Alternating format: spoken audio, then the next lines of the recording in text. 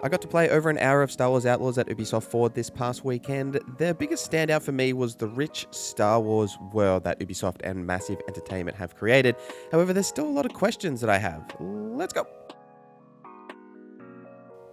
Let me know any questions that you have in the comments down below and I will get back to you. And I apologize for my awful voice. It is completely gone and I am so sorry, but we're going to soldier through this. So what we got to play was essentially 3 missions from various points in the game. We started at a very early mission that included some ship combat, and then we went to sort of a little bit later mission, and then one little bit after that where we got to see one of the towns that will be available in one of the planets in the game. Starting with the first mission, because of the ship combat and that ship gameplay I really wanted to focus on here initially, is because I was quite surprised at how well the ship actually handled. Now, it is only in third person, but you will have the options here of obviously the weapon varieties and things that you'll be using as you are fighting enemies, like say a blaster or locking on with a rocket. But you've also got the ability to boost to either, if you're dogfighting enemies, like to be able to boost up to them to attack them, or say if you need to escape or just move around yourself. But Ubisoft have absolutely nailed the dogfighting aspect, and it's really good to break up some of that gameplay flow, especially with some of the other aspects on the ground that I found was not necessarily lacking, but I would have liked to see more. A lot of that really revolves around the combat and the stealth. So the stealth, for example, is your more traditional, because you are in third person, stealth mechanics that you would expect, where in this case you're using Nix for a lot of the stealth aspects here, allowing you to either distract enemies or steal something from them if you do want to steal things, or say detonate a grenade, which was my favorite thing to do, which was have Nix go and detonate grenades on stormtroopers. That was definitely a lot of fun.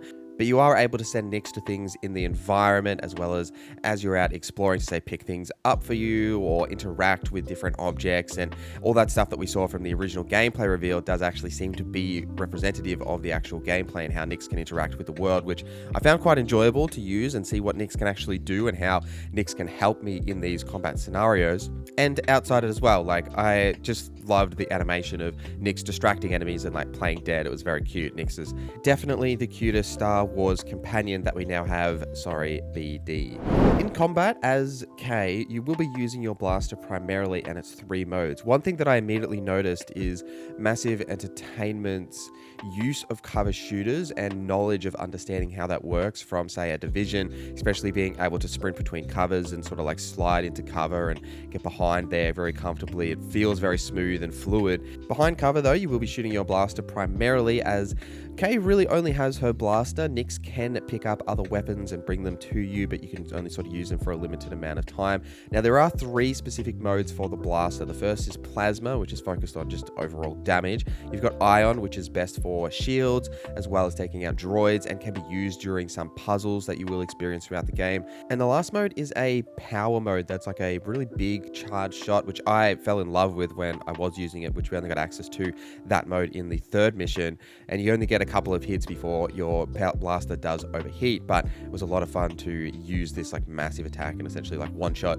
a lot of the enemies, which was quite refreshing. There was no real health bars or anything like that here. Enemies die very quickly, but in converse, you also die very quickly if you are outside of cover. So I actually died a couple of times during my session. So there's definitely a balance between being able to deal damage to enemies and take it yourself, but you won't be essentially a tank that can just sprint around, because Kay is only a human, so it does make a lot of sense in that aspect. But my concern with the combat, however, lies in, as we only really have the 1 blaster and the 3 modes, is will that be enough to sustain a playthrough throughout the length of the game?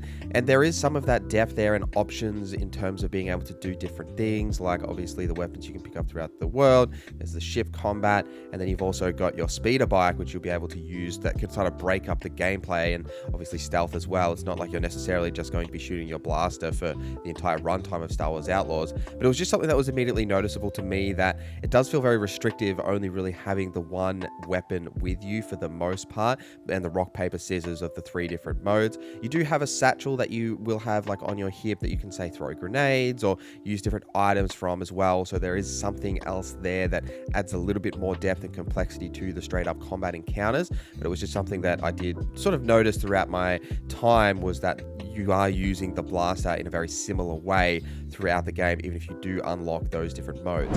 But there is a progression element to the blaster and some of the other things as well. So for the blaster itself, you will be able to like upgrade it at one of the workstations, say on your ship, and you can also change the appearance here, but that was locked throughout our demo session. But there are 3 skill trees for each of the different modes you can unlock, and there's a little bit of choice inside those trees as well to how you want to actually upgrade your specific blaster in that way.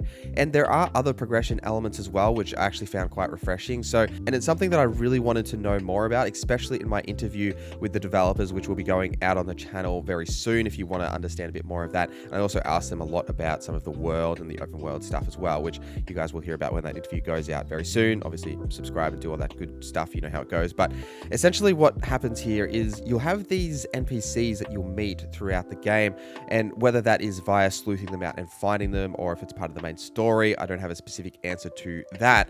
But when you find these NPCs and create relationships with them, you will be able to unlock abilities because of their relationship. So you might come across an NPC that's an expert in one particular field or something like that, and then by Nix and Kay creating a relationship with that NPC, you will then actually be able to learn those skills from that person and take those skills out with you. An example that I saw throughout my sessions was, say, like a concussive grenade, a different type of grenade that you can unlock by learning it from one of these NPC figures. So there is a progression and skill element here that you'll be able to unlock, and once you have got the option to unlock those from those NPCs, you'll need to do like a specific, not like challenge, but unlock a sort of checklist, right? You may need certain items to provide to them, or complete a certain combat scenarios in certain ways or something like that to be able to unlock this item, this skill, to then take with you throughout the rest of your journey.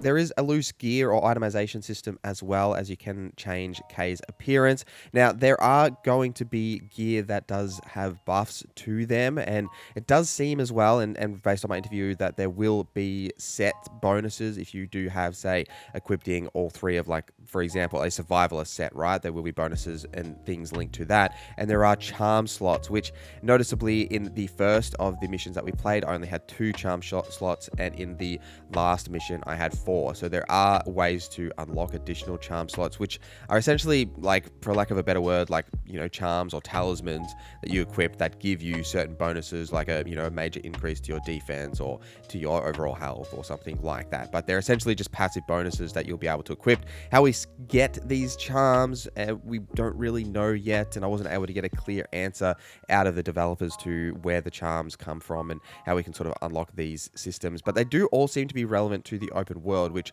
was one of the biggest issues that I had with the session that we were able to play, is that we didn't get to see any of the open world really. There was a little bit of wandering around and exploration in a couple of the towns that had some interesting elements to them. Like, there is a lot of vendors that you can buy gear from. That's where I was able to find all of these gear sets that had the different bonuses on them, as well as there are mini games you can play in the various towns and people that you can talk to as well. But I was a little disappointed we didn't really get to go off the beaten path at all. I think with open world games, there is such a pacing to the exploration and the way that you interact with whether you are doing, say, a mission right now, or maybe you're just exploring, or you know what's that over in the horizon, will I go over there, will I do something else? You know, there's a pacing element to open world games that I think is, this being the first ever Star Wars open world game, would have been nice to see some of those elements and understand what that's like, especially the activities we'll be doing in the open world. The only real activity I was able to get out of the devs during my interview is having enemy camps that you'll see out in the world that link to the different